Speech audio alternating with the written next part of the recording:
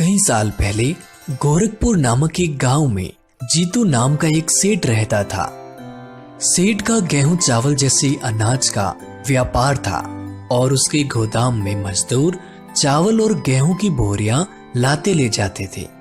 जीतू सेठ वैसे बहुत पैसे वाला था और वह एक ईमानदार और नेक दिल इंसान था। सेठ जी के सभी मजदूरों में उनका एक खास मजदूर था, भीमा। भीमा को सेठ जी अपना सबसे वफादार नौकर मानते थे। अरे ओ भीमा, अभी आया सेठ जी। आज का काम कैसा चल रहा है? मजदूर बराबर काम तो कर रहे हैं ना? सेठ जी, आज गोपाल छुट्टी पर है और राजू आधा घंटा लेट आया है। ठीक है, जाओ अब अपना काम करो। जीतू सेठ भीमा से हमेशा खुश रहता क्योंकि वह मजदूरों की सारी बात सेठ को बताया करता था, जिससे जीतू सेठ को भीमा पर बहुत भरोसा था।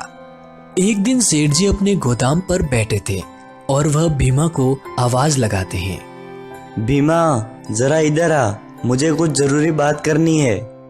जी हुजूर, बोलिए। आज से मैं घर जल्दी जाया करूंगा। तुम शाम होते ही गोदाम बंद करके चाबियां मेरे घर पहुंचा देना। जी सेठ जी, जैसा आप कहें। अब भीमा ने सेठ के इस विश्वास को एक अच्छा मौका समझा। सेठ जी तो बड़े बेवकूफ निकले, मुझ पे विश्वास कर लिया। भीमा अब शाम को गोदाम बंद करते समय कुछ चावल की बोरियों से चावल चुरा लेता है और उन्हें एक पोटली में भरकर ले जाने लगता है और फिर उन्हें बाजार में ले जाकर उन्हें बेच देता है। चालाक भीमा अगले कई दिनों तक गोदाम से कभी गेहूं तो कभी चावल चुराता रहा और बाजार में बेचकर पैसा लेता रहा। जीतू सेठ को इसकी भनक तक नहीं लगी और वो अभी भी भीमा पर उतना ही विश्वास करते थे। खैर, धीरे धीरे भीमा ने बहुत सारा अनाज चोरी कर बहुत सारा पैसा जमा कर लिया। एक दिन गोपाल नाम के एक मजदूर ने भीमा को चुराया हुआ चावल बेचते हुए देख लिया और वो सीधा सेठ के पास इसकी शिकायत करने पहुंचा। सेठ जी। क्या हुआ? इतनी रात को यहाँ कैसे? सेठ जी, भीमा गोदाम से चावल को चोरी कर दुकान पर बेच रहा था। मैंने अपनी आंखों से उसे देखा है। क्या बात करते हो तुम भी ना? मैं नहीं मान सकता, भीमा चोरी नहीं कर सकता है। जैसी आपकी मर्जी, मैंने जो देखा है वो आपको बता दिया, अब आप जानो। उसके बाद भीमा रोज चोरी किया करता था और सेठ जी को कानो कान खबर नहीं होती। कुछ महीनों बाद एक दिन भीमा सेठ के यहाँ काम पर नहीं आया। क्या बात है, आज मेरा वफादार नहीं आया?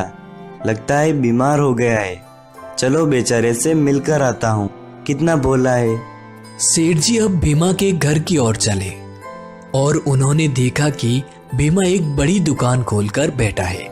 आइए सेठ जी, आपका स्वागत है। मैं आपको ही याद कर रहा था। क्या भीमा, ये सब क्या है? आपको तो पता ही है आप कितने कम पैसे देते हैं। अब मेरा घर नहीं चल रहा था तो जरा मैंने अपना व्यापार शुरू कर लिया, वो भी आपके पैसों से।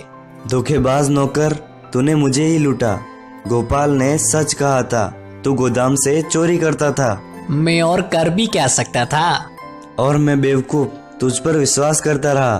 अब जीतू सेठ गुस्से से वहां से चले गए और उन्होंने एक सबक सीखा कि कभी किसी गैर इंसान पर इतना विश्वास नहीं करना चाहिए कि स्वयं का नुकसान हो जाए।